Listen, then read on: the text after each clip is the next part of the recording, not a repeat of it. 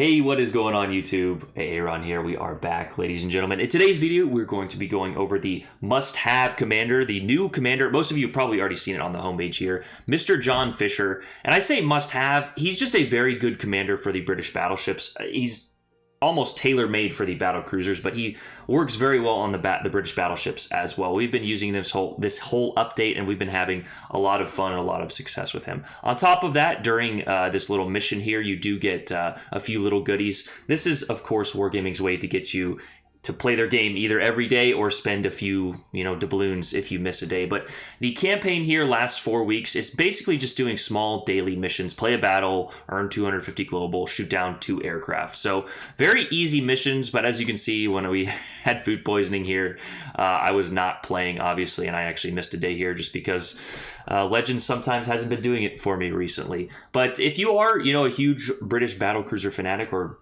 British battleship enjoyer, make sure you grab this commander. Wargaming, of course, has already given him to me, and he is pretty fantastic. I went over him in one of my battlecruiser videos, but we'll go over him briefly here again. On top of that, we're going to be going over the ARP commanders after this, so make sure you stay tuned. Right off the bat, his main perk, which is Furious Temper here, battleship main battery reload time. Let me go ahead and turn off the camera here, guys. I know you guys want to see my beautiful face, but I want you to see most of the screen here.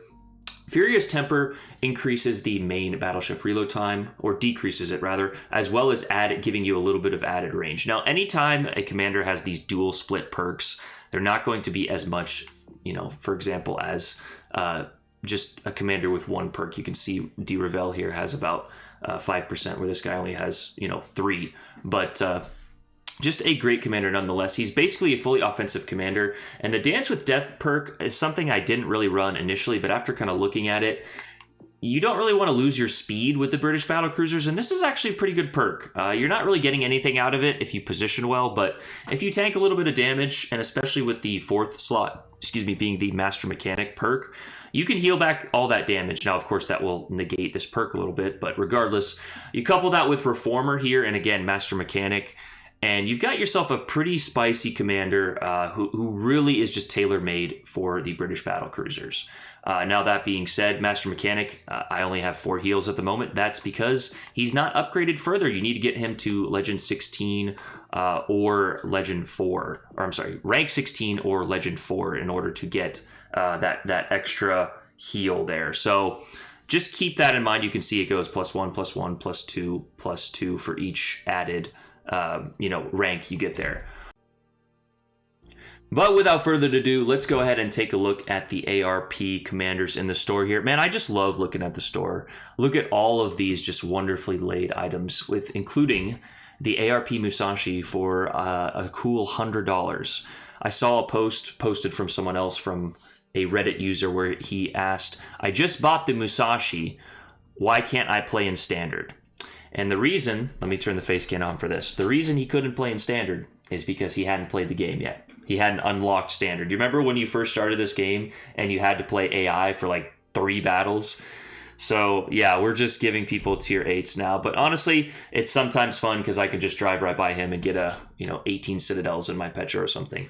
But the important part of this is the commanders. If you want to go ahead and waste $150 for the 2 new Miyokus and the 4 commanders, guys, I've said this before. If you're comfortable, you got your bills paid, go ahead and get all these commanders. But if you don't, please do not waste your money. But like I said, if you do have all of that taken care of, make sure you do pick up the Yamato commander. She is actually basically the Japanese Azure Lane, New Jersey. She's got the main base trait perk there of Battleship Gun Traverse, which is tailor-made for the Yamato, as well as main battery dispersion. On top of that, we've got Flammable Cannoneer, Crisscross Driver. This is just the build I would run, but her unique perk is the Long Arm of Justice, which increases your main battery range. Similar to Reaching Out, but on top of that, you get the extra battery shell damage that were for shells that travel over 10 kilometers. Main battery shells that travel over 10 kilometers deal extra damage. So not exactly like the Azure Lane, New Jersey, but very similar. On top of that, we do have the Musashi commander, who is not as robust, shall we say, as Yamato. But yeah, she does have a pretty decent set of traits. Another offensive commander here I do like on second thought, which I think you get with Yamato as well, but her unique perk is the gun layer. Battleship's AP shell fuse timer is decreased, which means less chance of citadel, which we're getting into some conspiracy grounds by... I know that commander is going to like, well, they could control my fuse and all that stuff, but basically 18-inch shell on lightly armored target usually punches right through. Now, do I feel like overpens happen a little bit more than they should? Yes, but that is for another video. Now, let's get into these two commanders. Wasn't really huge on them until I kind of looked at them, and of course, Hipper is going to have a heyday, increasing cruiser speed as well as rudder shift time. I feel like we have so many of these commanders already, but if you are an agile enjoyer, here is another one to max out your rudder from 1 second to 0.9. So make sure you guys pick that one up. But this one actually has a combination of both defensive, which we say defensive more in agility, right? You're trying more to defend, even though I argue position is a much better way to play, but I've already made videos on that. I was gonna say that's for another video, but we've already done videos on that. But if that's how you want to play, by all means, go for it. But what we mean with defensive perks is like agility, mobility, and perks like Ingenious. And it, for example, because Ingenious shows, it says right here, shows a warning indicator for the number of enemy ships currently targeting your ship. So if you know you're targeted by one, you see a battleship out there, he shoots, okay, I'm only targeted. But if you're targeted by multiple different ships, you know you either need to change position or smoke out or whatever. You know, now it's only like one Japanese cruiser has smoke, but you get what I'm trying to say. Now, that being said, these two commanders actually have two offensive perks in their third and fourth slots.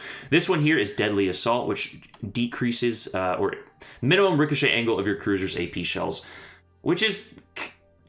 It's kind of useful, although the Japanese cruisers are not known for their AP. They do have very good AP. The Mogami can absolutely obliterate broadsides, but this probably wouldn't be the best use of the third slot there, especially on a more defensive build like this commander is kind of oriented around. And then we have Fixated here. But the main commander that is actually pretty disgusting, which is basically, it's not exactly the Azur Tago. And if you guys did not know, Azur Tago was one of the most disgusting commanders for the Japanese because it increased fire chance to like 25% or 24% or something like that. It's a commander I missed out on. And part of the reason that it's just one of those commanders that's, you know, crazy is it did not return. There was a dispute with the voice actor. She said China is bad or something, and they like outcast her. So she will not return. But I truly think the reason that it's not returning is because it was just how powerful, because of how powerful it was. But this commander is very similar to her, but not quite the same. As you can see right off the bat, the deck is on fire. I know the battleship mains are just going to be, oh, cruiser HE spam. Well, as somebody made a very eloquent post in the feedback section of Discord, if you're constantly getting spammed, and as I've said multiple times, if you're constantly getting spammed and you're constantly getting burned down, I'm not going to say it's not going to happen. It's happened to me a few times. It's very frustrating. But if you're getting spammed every game from island camping cruisers, you suck at playing battleships. I hate to break it to you. But if you think you're just going to move forward a few kilometers and everyone's going to sail broadside in front of you, welcome to the real world. Like, what did that one girl say? Life's tough, get a helmet. I think that's a beautiful response. But that being said, this cruiser commander is going to be pretty toxic, and especially toxic for one ship in particular. We're going to get into that, though. The deck is on fire, the main perk there, as well as Burn It Down XXL. This is more of an offensive commander. You do have... They combined everything, though. They are playing to both audiences here. You do have defensive perks on both. The Full Speed Ahead, the Velocious, and the Steer Clear are, of course, all agile or defensive traits. But the unique perk truly to this commander is the Hellfire, which increases your armor penetration. So if you guys know, most of you probably do, but some don't, there is a penetration value even for your HE shells in this game. So, for example, the Suzuya has 152... It's 152, I think. Not 150s, 152s. And it has 1/6 pen. So you do that calculation, and that is part of the reason that the Worcester is so broken, because they gave it 1/4 pen, so it can pen 30 millimeters of armor. And my math is going to be off here. I'm doing this live. But basically, when you're adding this increased penetration damage, now it is only 4%, but you can pen more armor. So those battleship shells that, or the battleships that you were shattering on, sometimes now you can penetrate that armor. So not only are you doing potential fire damage if you light a fire, you are doing penetration damage. And this is why they nerfed the EOP, or the Equilibrium of Power, basically the inertia IFHE, whatever it is on PC back in the day, because they gave that to the Cleveland, and it was absolutely disgusting. It was beyond broken because you were doing 4 and 5K salvos every 4 seconds on top of the fire damage you potentially had. But that is the 4th and final commander here. So if you guys fancy yourself a weeb or a waifu, whatever, go ahead and spend your money. Like I said, please don't spend $150 getting all this stuff. Pick out which, commanders you want. I think Yamato is a great choice, as well as Harugo. Haguro. Yeah. Not the best with pronunciations there. But regardless, I hope you guys found this video informative. And like I said, make sure you basically just make sure you're playing the game to get John Fisher here if you want. Can you buy this out?